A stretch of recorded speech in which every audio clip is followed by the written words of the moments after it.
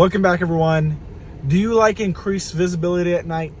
Well, let me present to you the auto high beams, so you don't actually have to flicker the high beam button, or I guess in this case, your stroke.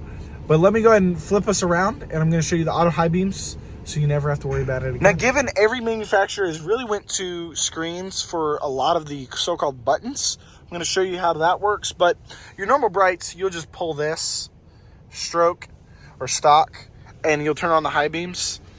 But, so you never have to do it again. You click the controls menu down here, and you just go ahead and press auto high beams, and they automatically turn on. And you'll also notice that the auto is right here with the high beam.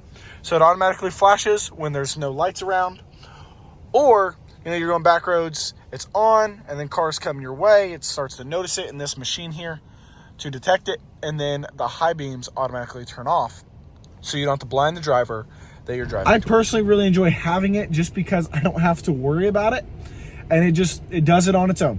Don't have to think about it, don't have to worry about it. I can focus on driving and making sure I stay on my lane of the road. But I want to say thank y'all again for watching. It's a cool feature to have. I'll see y'all soon.